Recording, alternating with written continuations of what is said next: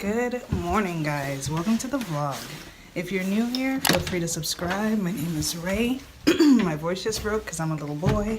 I make daily videos about my med school journey. It is very early in the morning. I'm heading to the hospital right now. The great thing about having progress notes is that all of the work is basically done. I'm going to the hospital right now just to update what happened last night, run upstairs, take a look at my patients, ask them how they're doing.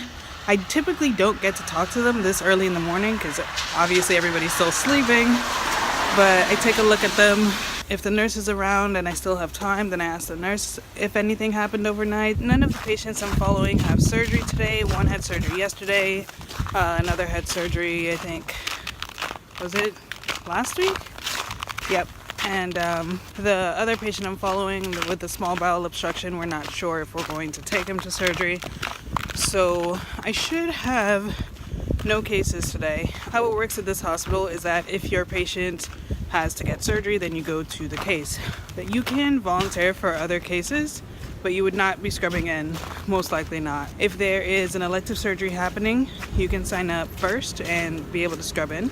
It's a first come first serve situation. Just walking really carefully to get into the hospital and then get to work. While I'm in the hospital, guys, I update on Instagram, so follow me on that. See you guys in the next update.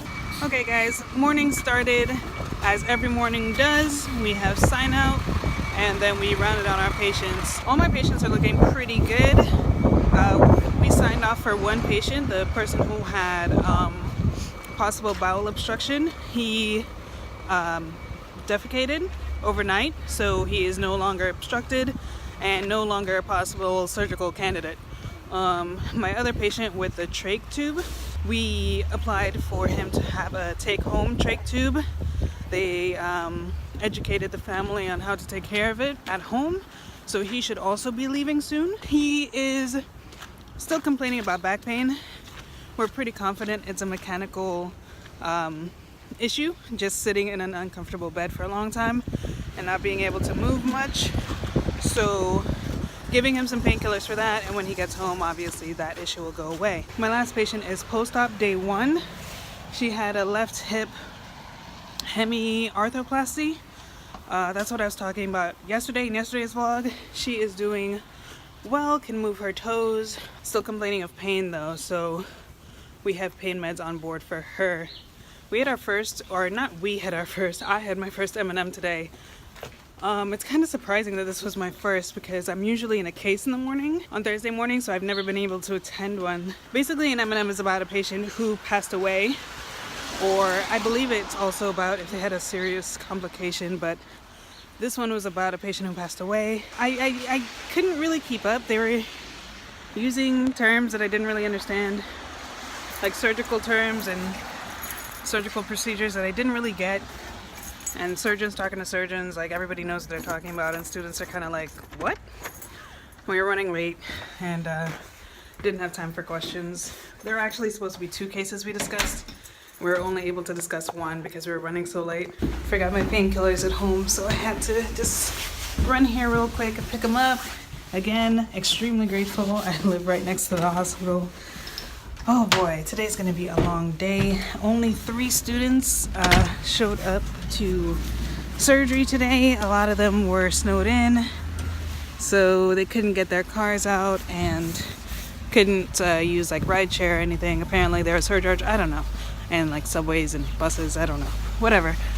So there's only 3 students on my team, and we have 6 or 7 surgeries. So the first surgery was handled just by a resident with no students involved. Plus that was during grand round, so we couldn't go anyway. And the 6 surgeries are being split by the 3 students. I have an 11:30 surgery and another one at 1. First surgery I have is a broken nose.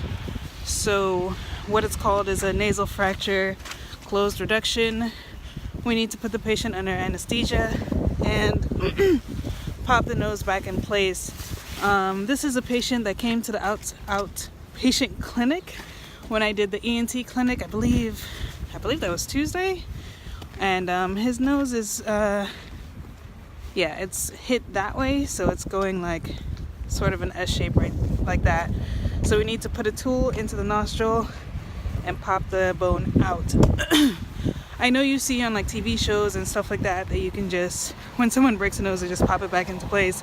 Sometimes you need to do closed reduction, which means we are not opening the skin. There will be no scalpel, just tools to push the bone back out of place. It's something you cannot do from the outside. Putting the patient under anesthesia, because it is very, very painful. You need them to stay still and all that stuff. It's just a lot easier to do it under anesthesia.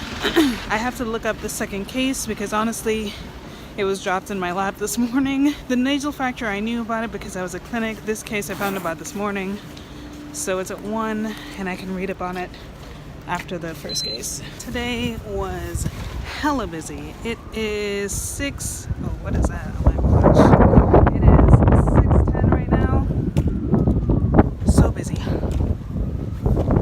I actually only went to one case today when I'm supposed to have 2. The one case, the nasal fracture with a closed reduction, it was like 5 minutes. It was attempted. The bones had already healed.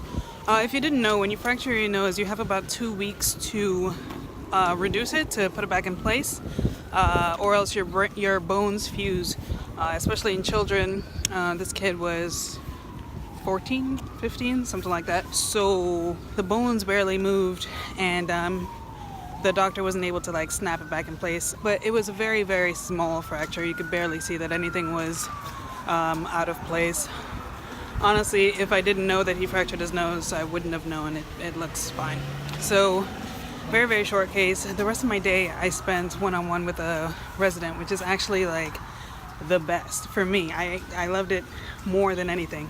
Like going into surgery, scrubbing, and being an assistant surgery, that's awesome, but I like patients. I like patient interactions. I like feeling like a surgeon's doctor, but like an internal medicine or a family medicine doctor, like actually caring for the patient as a whole. I like that. So going to see all the patients, going to the chart, putting orders in, double checking labs and consults and microbiology and doing pre-op stuff. Did some blood draws today. Haven't done some of those in a while. And it's like, I don't know, it's just awesome. Surgery is really cool, but actually seeing your patients, like knowing all your patients, it's awesome. Like during sign out today, like we didn't participate, the students, but I actually knew all of what they were talking about today because I saw the patients, you know what I mean? Usually I only know about my patient individually, but this time, oh man, I knew everything. Had to submit my notes today. Ambulance.